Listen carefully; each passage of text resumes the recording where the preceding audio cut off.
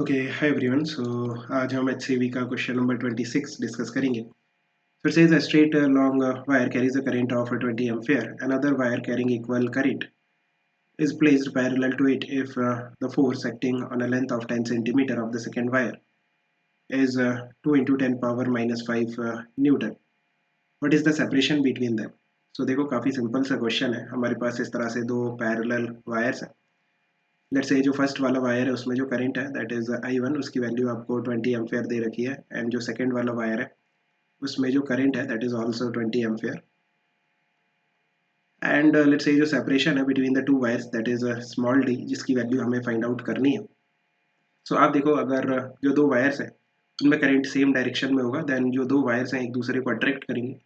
और अगर जो करंट का डायरेक्शन है वो अपोजिट होगा देन जो दो वायर्स हैं एक दूसरे को रिपेल करेंगे। With force per unit length, force per unit length का जो फार्मूला है ये आपको याद रखना है।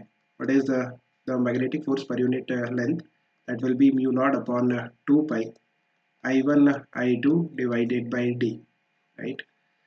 So this is the force per unit length. अगर आपको फोर्स चाहिए, लेट्स से इस तरह से हमारे पास जो सेकेंड वाला वायर है उसका लेंथ L पे जो फोर्स लगेगा F, उसकी वैल्यू होगी force per unit length. This is force per unit length mu naught upon 2 pi into I1 I2 divided by d. This is force per unit length into length. So this will be the force.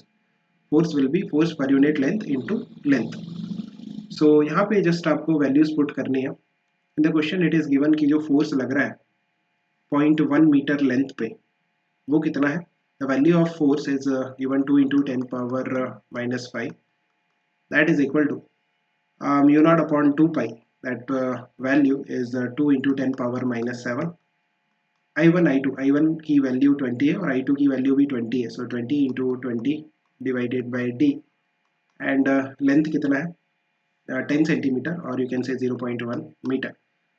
From here if you simplify the value of D you will get is 0.4 metre, और you can say 40 centimetre. You can simplify this, है ना, एक single variable है, आप इसको simplify कर सकते हो। 2 से 2 कैंसिल हो जाएगा ये। Anyway, you can simplify for d, you will get 0.4 meter. Hope you have understood. Keep working hard. Best of luck. Bye.